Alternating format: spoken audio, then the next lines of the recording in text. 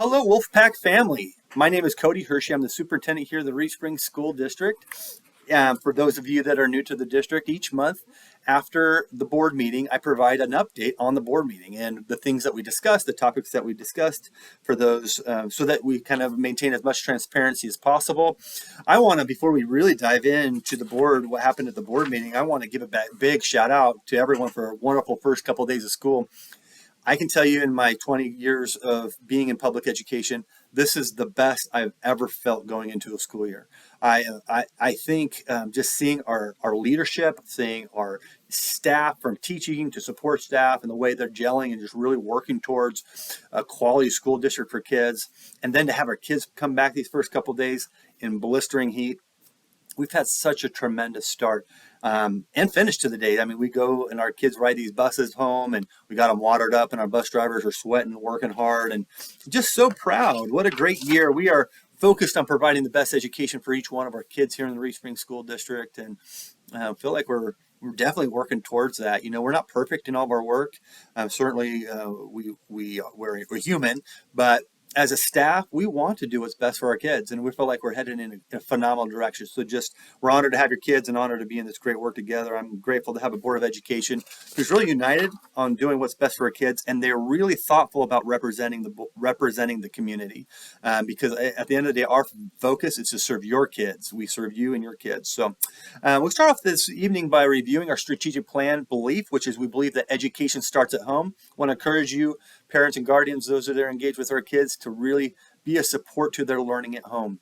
There's so much research on student academic success and home life. So we just encourage you to be an engaged parent, be connected to your teachers, stay on top of that work and communicate with your teaching staff as those things needs arise. We want our students to each leave this year with good growth academically. The board also, Perry Phillips, our board president, also reviewed with the board this operating norm, which the board will operate in a proactive professional environment of no surprises by creating a clear and detailed communication protocol. A lot of that has to do with their conversation and being prepared for board meetings and making sure that questions are asked in advance so that I can prepare and have the information for them at the board meeting, and then just making sure we're communicating in a way that's professional and respectful.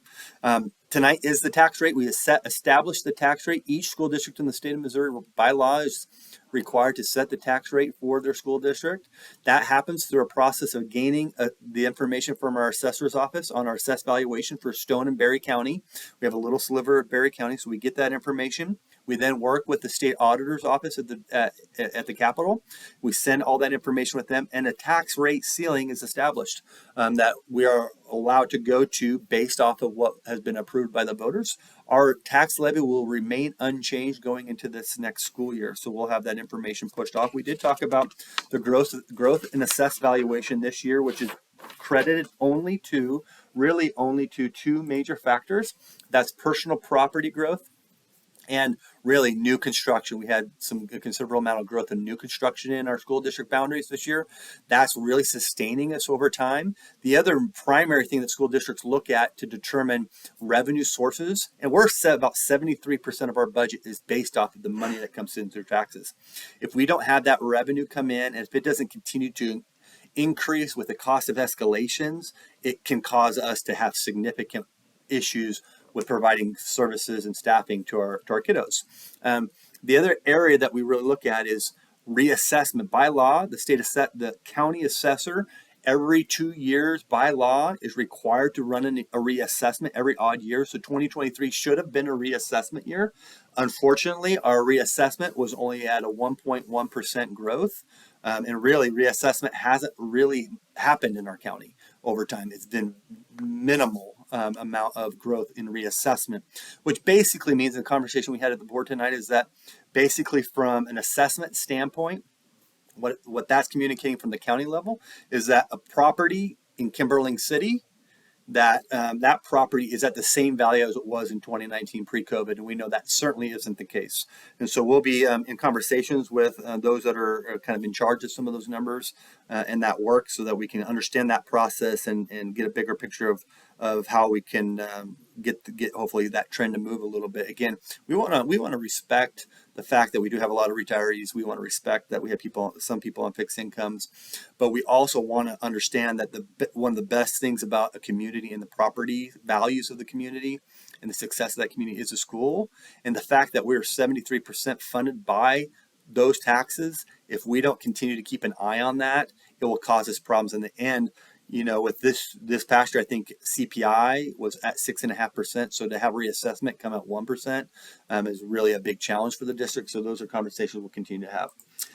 So the board established the tax rate. I'm just looking at remained unchanged.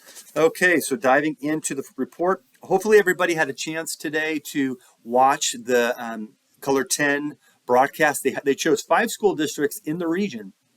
Only 5 school districts, and they chose Respring schools to highlight. So they came, actually over the last couple of weeks, they've been doing individual shots of different programs, interviews with different people, and we've been able to highlight the Career Center, the park, the elementary school, primary school that's getting rebuilt, and then all the academic growth, the reset rooms, a lot of work there that's been done. So it's really a special opportunity to really highlight a district that only 5 schools got to do in the entire school district got to do in the region. And I'll credit that to Ben Fisher, who really put forth all the effort. He has created such great relationships with our media that they often reach out to us for stories. And so I really appreciate him and all that he does in that regard and helping us advance our work there. We talked about the opening day of school with the board, and it really went really well. Next month, I'll have some information on just the updates and the progress of our attendance and our enrollment, kind of where that stands. Provided board a brief update of our projects. We have two projects that are in the works. Our primary school project is getting really close to completion. Talking to the board tonight, it looks like our target date to be in that building by October 1st. In the next 3 or 4 weeks, we'll be transitioning as long as everything finalizes, we'll be able to transition out of the New Testament Center and get that staff over to that new building. It's going to be so amazing. We will have an open house event for parents and for incoming kids. And then we'll have an event where we'll let patrons come in and see that. I know many of you have attended that building at some point or had kids in that building. So we'll have an open house night where you can see that. We can show off the beautiful new building. The Career Center project, you can see that outside, is progressing. We're behind a little bit on schedule just in regards of rain, but we're still early. We're really got a lot of time left to still continue to work.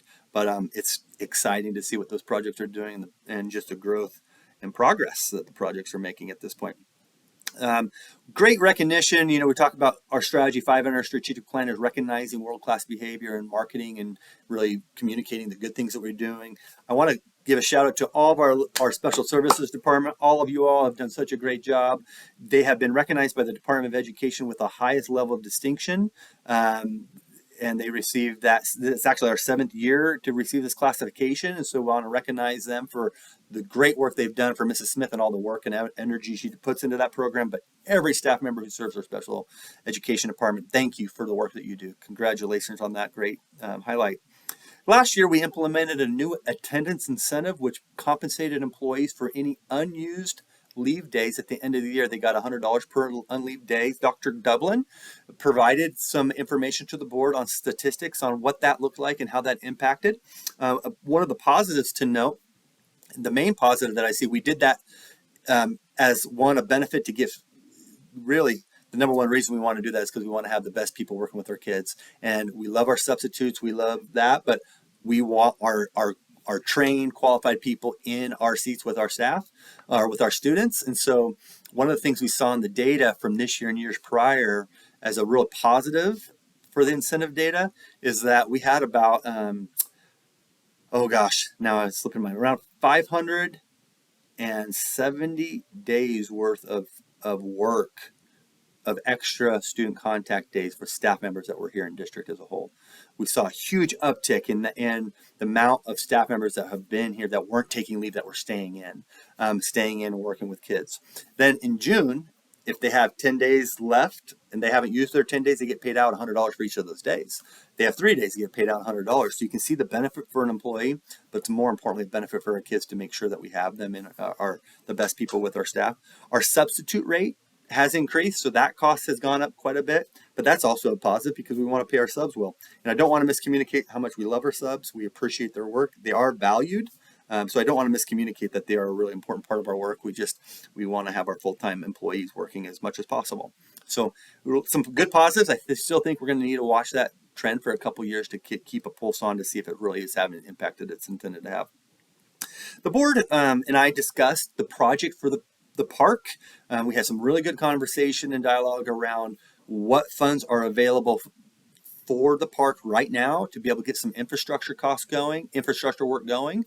So we'll continue diving into that. Hopefully, in the next couple of weeks, you'll hear more about us and our next steps on getting the park to go. We have some money set aside to be able to get some infrastructure going and get some courts going. So I'm not going to divulge all that now because hopefully in a couple of weeks we'll have some more information for you. But hopefully we'll see some park rolling out here soon. We also discussed, as you know, the community, there's been a survey out to get ideas for what name we'll call the park that is really inclusive of our entire community. And we represent 5 communities, a really big geographical area. So we want to name the park that really gives a sense of ownership for not just one municipality, but for the entire region or entire school district service area. So the board discussed the name of that, and they're going to consider some options, and we'll have a proposal to you at some point. The board will make a decision on that. That is one right the board has. They don't make a lot of money, but they do get a couple special perks, and that was one of them. We recognize some good students and recognitions tonight. The board approved our local special education plan. Just if you know, if you're a parent that has a child that is in special education, our plan is directly aligned to state and federal law. We adopt the plan, so the plan that's implemented for our kids is one of the reasons why I think we receive distinction and we have a growing special education population is because we service so well our kids and we follow our plan so well and do a lot of work to stay in compliance in that regard. The board approved our employee manual officially, so the board employees have access to the employee manual. It's on the website, and we'll have a chance to review that. The board annually is required to set the tuition rate. So if you want to come to the Respring District and you're not a resident of the district, you can pay tuition. And you just contact central office, and we can talk about that. But currently, since I've been here, we've never had a tuition paying student. The board finalized last year's budget, some coding shifts that happened with our auditor, and then finally the board approved the budget for the year. So we're just to highlight key notes of the budget. I'm going to kind of refer to just a couple slides here on my other screen. Couple key notes that are exciting, I think, from my standpoint. One thing the board looks at is the percentage of reserve balances that we have. That is like the biggest number that we want to keep a pulse on, that the board wants to keep a pulse on. We really want to keep our reserves at least around 20 to 22% so that we can, because we're so locally funded off of tax revenues, we have to have money in the bank to be able to make payroll all the way till those tax dollars come in January. And so we really monitor that. This year we ended at 34.31%. When I arrived here, we were at 17% reserves. And so now we've climbed from 17 to 34% reserves. So that is, I don't know, I'm proud of that. That's exciting. And then one other thing we've been working on is building our Fund 4 account. So school funds, there's 4 different fund accounts that schools operate in. Fund 1 is really operationally all the things that we're doing for salaries and supplies and programs, and Fund 2 is like our teacher salaries, and Fund 3 is our debt service payment, that's levied by the district, and then Fund 4 is our capital improvement project. It's restricted by law on how much money you can put in there each year, and it's restricted on what can be used out of that fund account. And so it's something we've been monitoring for some time to make sure we build up, because that Fund 4 account is used for strategic plan initiatives, capital improvement projects, an emergency if you have something blow up and you need to replace it, and insurance doesn't cover, we can use that Fund 4 account to do that.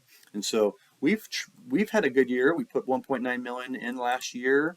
So since 2016-17, we had $1 million, a little over 1 million in 2016-17. When I got here, we had 1.5 million, and now we're at $4.1 million in our Fund 4 balance. So that's really good news, and it gives us a little bit of buffer, because it was really tight when you're a district our size, under 2 million, and you'll see even Glean and other districts that have many more, several million in there.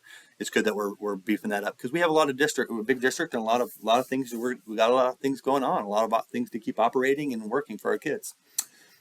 We had a great board night. That's really was our board meeting. We had a great meeting.